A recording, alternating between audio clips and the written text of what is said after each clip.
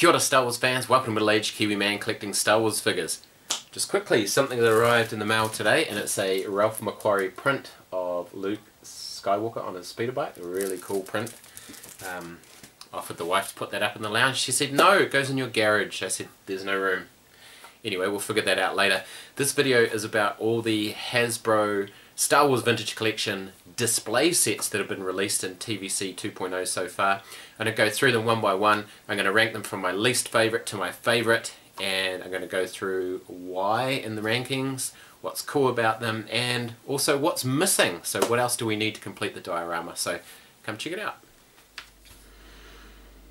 Establishing shot. Alright, here we go guys. As you can see, this is my establishing shot to show you some of the display sets or play sets or diorama pieces that I'm going to talk about today. One of these is an honourable mention, but now that I've spent all this time setting up these boxes for this establishing shot, I'm now going to take them all away and start all over again. Okay, first off I wanted to show off the Return of the Jedi Emperor's Throne Room. Now, I do not count this as one of the display sets for a couple of reasons. One, it doesn't come with a packed in carded figure like all of the others do.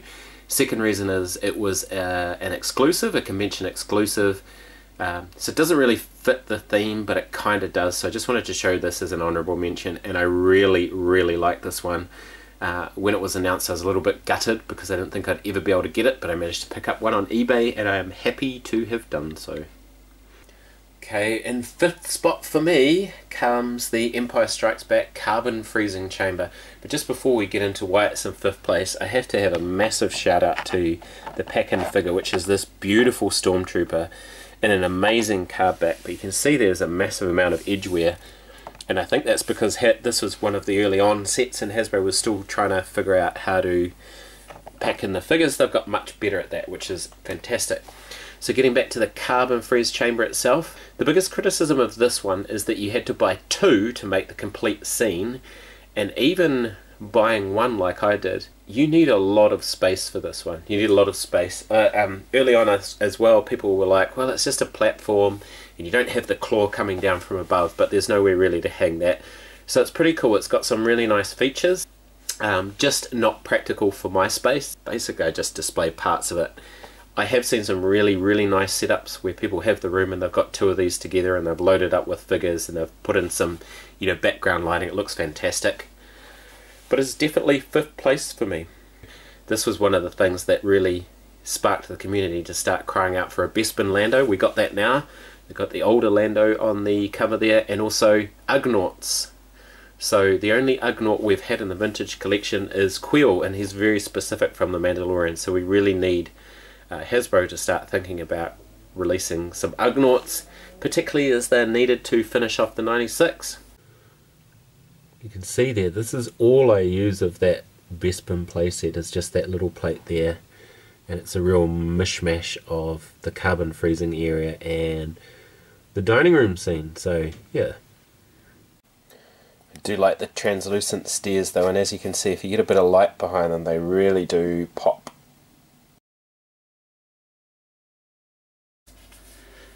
Okay, in fourth spot I have the Navarro Cantina from The Mandalorian. It's actually a fun set. One thing that really strikes you about this set is it's the smallest of all the boxes, but it comes with quite a lot of cool stuff. Criticism about this one is the cardboard pieces. So there's a cardboard door and there's a cardboard window. You can flip that window over, so you can have the damaged window after the E-web cannons, you know, shot holes through it, or you can have the clean window before it gets shot up. What I really like about this one is the bar and the bar stools and all the drinks and glasses and bits and pieces that come with it. Some really cool pieces, and like some of the other ones, it's modular as well. You can join other bits together to make a bigger bar, and it seems to be pretty cheap, so I'm not sure how well this was picked up. And again, it comes with a nice pack-in figure. In this case we get the Imperial Death Trooper on the Mandalorian card as an alternate card to the Rogue One Death Trooper, both of which are really nice cards. Fantastic figure as well. So yeah, the Navarro Cantina is in my fourth spot. This is how I display my Navarro Cantina. As you can see, it's a real random mix of aliens, and again it is just due to shelf space, so there's a very small part of the shelves that I've got for this. And getting into the top three, this is an absolutely fantastic set, and this was the first one of these. It's a nice chunky box. Again, it's a modular kind of a thing. You can display it in different ways. It is kind of scene specific with the Han Solo and Carbonite wall, the trophy wall. So you can only really use that wall once in Jabba's palace, but it's cool. It's got great detail on it, and it came with 2 pack-in figures. So we got Re-Yeez, which is about to have a repack of Re-Yeez, a Re-Yeez pack. And it came with Han Solo and Carbonite, which is a really nice figure as well. And both of those finished the original 96 card backs, so very, very cool to have those. In terms of figures that we're missing for this scene, there's not a lot. So Hasbro has just announced a whole bunch more of, I was going to say Jabba's Goons, but you can't say that. Jabba's Denizens 4-pack, one of which is a repack of Re-Yeez, but there's also some new skiff guards and that coming. There's a lot of background characters in Return of the Jedi, and we've been really lucky in the 3.75 inch scale to have lots of them over the years. But yes, it's a fantastic set, fantastic pack-in figures, 2 of them in this case, but yeah, really nice set. That is my number 3. Here's how I use that Jabba's display diorama. I've actually got an earlier version, I think it's a Saga version of Han Solo and Carbonite, and he's kind of unfreezing, so there he is in the corner of my Jabba's display. Check out my Return of the Jedi tribute video if you want to see more of this shelf.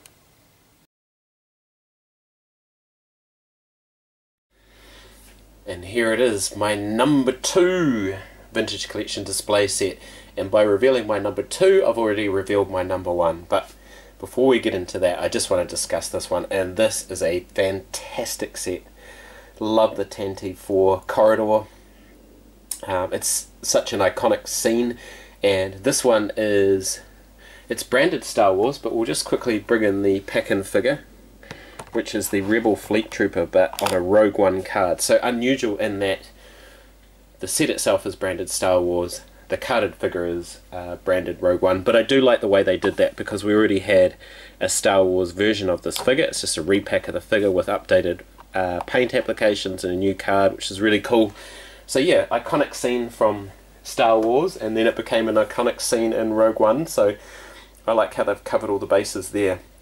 It also is kind of reversible so that you can recreate the scene where Leia records her message for Obi-Wan on R2, which gets me to the figures that are missing from this scene. So this is absolutely crying out for an all new, brand new, from head to toe, new sculpt of A New Hope Leia, perhaps with swappable heads. So she's got the hooded head and then the buns that she's wearing for most of the movie, and potentially a new C-3PO as well, because the one that we've got in the Vintage Collection is a bit underscaled, but there's plenty of other C-3POs. There's actually no good version of A New Hope Leia, and that is a shame. We've got some awesome Rebel Fleet Troopers now, so we got the one in this pack, we've got the original one, we got a 4-pack, we've got plenty of Stormtroopers, we've got fantastic Darth Vader, so that's all covered. And that's in my number 2 spot, and I suppose the only thing that's really just slightly dragging this down is it is modular, but it's not as modular as it could be. It could have been a bit easier to configure it in different ways, but overall absolutely fantastic. If you collect Vintage Collection, I highly recommend that you get one of these. This is where I display my Tantive 4 playsets, and I'll just show you because those doors are in the way, so it's why I display it like this. If I open up those doors, see the Stormtroopers on that side, and then whoops, bump the camera, and then open up that door, and you've got the Rebel Fleet Troopers, and there's the kind of gap in the middle. I actually had to hacksaw off the little triangular pieces there to get it to all fit in this shelf with 2 of those. But I like it, it looks good. Okay, and absolutely no surprises here. This is my number 1. No surprises because you've seen all the other ones, and this is the only one left. But also no surprises if you've watched my channel before. pack-in figure for this set is the Endor Rebel Commando Scout Trooper disguise, and he is awesome. I love that car back. Fantastic. It's the new version of the Scout Trooper but with a new head and a removable helmet. He's very, very cool. Comes unpunched as well, which is an added bonus. And yeah, Endor Bunker. I mean, Endor is one of my favourite scenes. Return of the Jedi is one of my favourite movies. And I really needed this to finish off my Endor display, and it looks fantastic. I've seen some fantastic videos of people weathering it and doing cool stuff with it. Please check out my video review. I think it's an alright review. Yeah, just a fantastic set. It's not modular. I suppose you could buy two and then butt them up against one another, but you really only need one. You only buy two if you need to get another one of those figures. Finally, this is how I use the Endor Bunker in my display. I've mixed that display up a bit since I last videoed this. And the only thing that's really missing out of this is I would love to see Hasbro do a 4-pack of those Rebel Commandos, upgrade the hips first, and instead of trench coat make them the jumpsuit guys. Yeah, and give me your thoughts below. What do you think of my top 5 ranking? That's just my opinion. I'm sure you'll have your opinion. Let me know what other display sets you'd like to see from Hasbro. I think a Lars Homestead would be pretty cool. Also think that just a Death Star wall kind of modular set would be pretty awesome, because you could use it for lots of things. Anyway, thank you so much for watching. I'm Middle Aged Kiwi Man, collecting Star Wars figures. Ka kite, and I'll see you on another video.